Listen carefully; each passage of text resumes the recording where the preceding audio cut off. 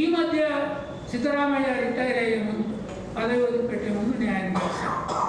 Telangana study రిపోర్ట్లు ఇచ్చారు. మీ population data రాగానే మీరు కూడా ఇట్లా ఎక్స్పర్ట్ కమిటీతో అనాలిసిస్ చేయించండి. దేశాన్ని ఈ 2 రిపోర్ట్ల ద్వారా గందరగోళంలోకి నెట్టవచ్చు. ఈవెన్ నరేంద్ర మోడీ అమిత్ షా కూడా గందరగోళం నెట్టగలిగే శక్తి ఈ రిపోర్ట్ వస్తుంది.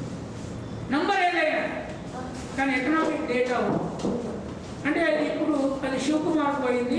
ఆయన వక్లీగా ఆయన ఎక్స్పర్ట్ కమిటీ వేయడు, ఆ డేటా బయటకు వస్తుందనే నమ్మకం లేదు.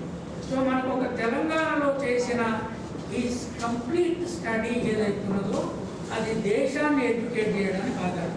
దీంట్లో తప్పులు ఉండవచ్చు. Any study will have 7 to 5 variations. అది మనం 100% అక్యురేషన్ ఎక్కడ ఉండదు. Social science is that. అందుకని అనేది ఏంటి అంటే దీనికి సీరియస్గా తీసుకుంది. గ్రామాల వరకు ఆయా కులాల స్టేటస్ను తీసుకుపోండి. వాళ్ళు ఇంగ్లీష్ మీడియంలో ఎట్లున్నారు, చదువులో ఎట్లున్నారు, 27,000 స్కూళ్ళను రద్దు చేస్తామంటే ఏం చేయదలుచుకున్నారో చెప్పండి. ముఖ్యమంత్రి అంటున్నాడు నేను ఇంటింటికి బస్సు తీసుకుపోయి వాటిని మండల్ లెవెల్లో స్కూల్ తయారు చేస్తాను అంటున్నాడు. ఆ ఫార్ములా ఎట్లా అమలు చేస్తాడో చెప్పమని డిమాండ్ చేద్దాం. We have to work out. అయితే ఒకటి లాస్ట్గా నేను చెప్పేది ఏంటంటే అందరిని తిట్టి మనం ఇంట్లో కూర్చుంటే కుదరదు. తిట్టుడు బాగానే ఉంటుంది కానీ ఇంట్లో కూర్చుంటే బయటికి రాదు. ఒక ఆల్టర్నేటివ్ తయారు చేయాలి. కనుక సమాజ్వాదీ పార్టీ దాంతో కలిసిపోయే వాళ్ళు ఓబీసీలో కన్ఫైన్ అయ్యి పనిచేస్తున్నారు. అక్కడ చేస్తున్నారు, ఇక్కడ చేస్తున్నారు. దయచేసి ఈ కాస్ట్ సెన్సెస్ని సీరియస్గా తీసుకొని దీన్ని తెలంగాణ గ్రామం ఇంటింట బీసీ ఎవరు, ఏ కులము, వాళ్ళ స్టేటస్ ఏందో చెప్పుకుంటూ పోయే ప్రచారము యూట్యూబ్ల ద్వారా చేయండి. సమాజ్వాదీ పార్టీ నిర్వహించిన 80 ఏళ్లలో వెనకబడిన కులాల యొక్క పరిస్థితి ఏంటి అనేది ఈరోజు రౌండ్ టేబుల్ కాన్ఫరెన్స్ ఏదైతే ఉందో అది క్యాస్ట్ సెన్సెస్ ప్రధానంగా దాని మీద ఇలా రీఎగ్జామిన్ చేయడం జరిగింది. అయితే నేను ఏమంటున్నానంటే ఇవాళ ఈ తెలంగాణలో క్యాస్ట్ సెన్సెస్ సర్వే ప్రకారంగా చూసుకుంటే పెరిగిన జనాభా, అగ్రవర్ణాల జనాభా కూడా ఎవరైతే ఉత్తరాది వాళ్ళనే, సంపన్నులు కూడా ఉత్తరాది వాళ్ళే. రేపు ఈ ఉత్తరాది వాళ్ళే తిరిగి మళ్ళీ ఇక్కడ అధికారంలోకి వస్తే ఏంటి పరిస్థితి అనేది చాలా కీలకమైన ప్రశ్న మనం లేవనెత్తాల్సి వస్తుంది.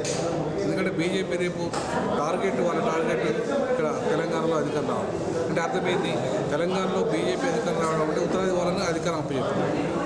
ఉత్తరాది వాళ్ళకి అధికారం అప్పచెప్పడం అంటేనే తెలంగాణ అస్తిత్వాన్ని కోల్పోవడం. మరి ఇవాళ తెలంగాణ అస్తిత్వాన్ని కోల్పోతున్న రేవంత్ రెడ్డి కూడా ఇలా ఆంధ్ర తొత్తుగానే ఉన్నాడు తప్ప, ఉత్తరాది వాళ్ళ తొత్తుగానే ఉన్నాడు తప్ప తెలంగాణ అస్తిత్వాన్ని కాపాడే వ్యక్తిగా అయితే రేవంత్ రెడ్డి కూడా లేడు. సో ఈ క్రమంలో తెలంగాణ అస్తిత్వాన్ని, తెలంగాణ అగ్రేరియన్ వ్యవసాయ విధానం కానీ, విద్యా విధానం కానీ తెలంగాణ కోణంలో నిర్వహించాల్సింది బహుజనులే. సో కాబట్టి బహుజనులు ఒక ఆల్టర్నేటివ్ రాజకీయ వ్యవస్థను నిర్మాణం చేయకుండా ఈ డాటా అంతా అమలైంది అనుకోవడం తప్పు. ఇప్పటిదాకా కాకా కాలేకర్ కమిషన్ నుండి మొదలుకుంటే ఇప్పటి వరకు కూడా ఎన్నో డాటా వచ్చింది, ఏది అమలు కాలేదు, అన్నీ చెత్తపుట్టలో పడిపోయినాయి. సో చెత్తపుట్టలో పడిపోకుండా ఉండాలంటే, అమలు కావాలంటే అధికారం మన చేతులకు రావాలి. ఆ దిశగా ముందుగా బీసీలు అడుగువేయాలి. బీసీలు 56%, అందులో ముస్లింలు తీసేస్తే 46% కాబట్టి ఆ 46% ఉన్న బీసీలు ఖచ్చితంగా వాళ్ళు 46 సీట్లు అయినా గెలవగలుగుతారు. అట్లీస్ట్ 46 సీట్లు అయినా గెలవగలిగితే వాళ్ళు ఖచ్చితంగా అధికారాన్ని వాళ్ళ చేతుల్లోనే పర్మనెంట్గా ఉంటుంది. కాబట్టి ఆ దిశగా బీసీలు అడుగువేయకుండా వాళ్ళ సమస్యలు పరిష్కారం కానే కావు.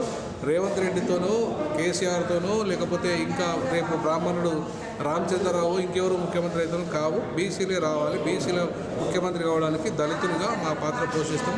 ఆర్పీఐ పార్టీ బీసీ ముఖ్యమంత్రి స్థానంలో తన ముందంజలో ఉంటుంది. బీసీ బహుజన సమస్యలు మన రాజ్యంతోనే అవి సాధ్యమైతే కూడా ఆ దిశగా అడుగులు వేద్దామని చెప్పేసి సందర్భంగా తెలియజేస్తాం. తెలంగాణ ప్రభుత్వం కుల సర్వే రిపోర్టును ఏప్రిల్ 15న బయటపెట్టడం ఇది చాలా చరిత్రాత్మకమైన అంశంగా మేము ఫీల్ అవుతున్నాం.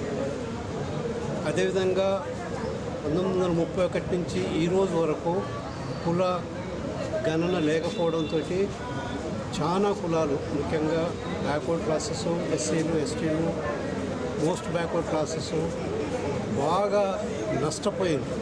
ఈ 80 సంవత్సరాల అభివృద్ధిలో వాళ్ళకి స్థానం లేకుండా పోయింది.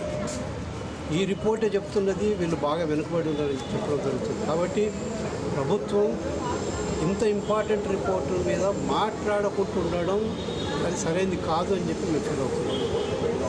వాళ్ళు ఈ రిపోర్టులు ఒక స్పెషల్ అసెంబ్లీ సెషన్ కన్వీన్ చేసి ఆ సెషన్ లోపల రిపోర్ట్లో వచ్చిన అంశాల మీద పెద్ద విశ్లేషించి చర్చించి ఒక పాలసీని డిజైన్ చేసి ఈ అసమానతను తగ్గించడానికి వాళ్ళు ప్రయత్నం చేస్తే బాగుంటుందని చెప్పి ఈ సమావేశం తీర్మానించింది. అదేవిధంగా రెండు ప్రధాన పార్టీలు బీజేపీ కానీ బీఆర్ఎస్ కానీ కులగణన అంటే వాళ్ళు వ్యతిరేకిస్తున్న స్థితి ఉన్నది. ఇది సరైనది కాదు. ఇది వాళ్ళ ఆలోచనలో మార్పు రావడం చాలా అవసరం ఉన్నది. జాతీయ స్థాయి లోపల కులగణన చేస్తామని చెప్పారు, కానీ హౌస్ లిస్టింగ్ లోపల వాళ్ళ కులగణనను ఇంప్లిమెంట్ చేయటం లేదు. రెండో విడత చేస్తామని అంటున్నారు, అది కూడా చేస్తారో చేయరో తెలియని పరిస్థితి ఉన్నది. కులగణన ద్వారా రాజ్యాంగంలో ఈ దేశం ముందు ఏ లక్ష్యాల గురించి అయితే భారత ప్రభుత్వం ప్రతిజ్ఞ చేసిందో అవి ఏ మేరకు సఫలీకృతమైందని తెలుసుకోవడానికి ఈ కుల సర్వే రిపోర్ట్ చాలా ఉపయోగపడుతుంది. కాబట్టి ఈ కుల సర్వే రిపోర్టు చాలా ఇంపార్టెంట్ రిపోర్టు. ఇది కింది స్థాయి వరకు రిపోర్టు తీసుకోవాల్సిన అవసరం ఉన్నది. పార్టీలు, ప్రభుత్వాలు, అదేవిధంగా ప్రజా సంఘాలు, అందరు మేధావులు అందరూ కలిసి ఈ చర్చను గ్రామస్థాయిగా తీసుకుపోయినప్పుడు మాత్రమే అన్ని కులాలకు న్యాయం జరుగుతుంది, సమానత్వాన్ని సాధించుకుంటాం. దాని ద్వారా ప్రజాస్వామ్యాన్ని బలోపేతం చేసుకోవచ్చు, అదేవిధంగా జాతి నిర్మాణాన్ని కూడా చేసుకోవడానికి అవకాశం ఉంటుంది. కాబట్టి కుల సర్వే రిపోర్టు అందరూ చర్చించాలని చెప్పి ఈ మీటింగ్ ద్వారా మేము అప్పీల్ చేస్తున్నాం సమాజ్వాదీ పార్టీ తరఫు నుంచి. ఇలాంటి పరిస్థితుల్లో దీని ఆవశ్యకత ఎంత ఉందంటే సెమినార్లు విరివిగా కండక్ట్ చేయాలి. మీరు కోరుకున్న కులగాన్ని ప్రభుత్వం రాహుల్ గాంధీ గారి ఆశయాలతో చేసింది. దీని మీద మీరు కండక్ట్ చేసి రిపోర్ట్లన్నీ మీరు ఇచ్చిన రోజునే రేపొద్దున కేంద్ర ప్రభుత్వానికి కూడా ఈ రిపోర్ట్లు దోహదపడతాయి. రేపు క్యాస్ట్ సెన్సస్ మీద మేము ఉద్దేశంతో రాహుల్ గాంధీ గారు చేయించారు. ఇప్పుడు కేంద్ర ప్రభుత్వం వెనక్కి వెళ్తుందనే ఉద్దేశంతో వాళ్ళ ఒక రాష్ట్రంలో చేయడం, వాళ్ళ కర్ణాటకలో కూడా చేయించారు. అక్కడ కూడా త్వరలో రిపోర్ట్ రాబోతుంది. అందువల్ల భారతదేశంలో మరి రాజ్యాంగం ప్రకారం మన ఆర్టికల్స్ 15(6), 16(6), 46 ప్రకారం ఈ యొక్క వర్గాల యొక్క సంక్షేమం కావాలంటే దానికోసమే, ఆ లక్ష్యాల సాధన కోసమే ఈనాడు తెలంగాణలో కులగణన చేయించడం జరిగింది. వ్యయ ప్రయాసాలతోటి ఎన్నో సామాజిక వర్గాలు మిత్రులు అందరూ కూడా సంఘాలు, ప్రొఫెసర్లు ఎంతోమంది దీనికి పాటుపడ్డారు. ఇవాళ రిపోర్ట్ వచ్చిన తర్వాత వారందరూ కూడా మరి స్తబ్దుగా ఉండడం మాత్రం న్యాయం కాదు. ఇమ్మీడియట్గా దీని మీద పోరాటం చేసి దీని ఫలితాలన్నీ కూడా అందరికీ అందేటట్టు, తెలంగాణ ప్రజలకు అందేటట్టు, దేశంలో అన్ని రాష్ట్రాలకి ఆదర్శంగా ఉండేటట్టు వారందరూ కూడా చర్యలు తీసుకుంటారని కోరి ప్రార్థిస్తున్నాము.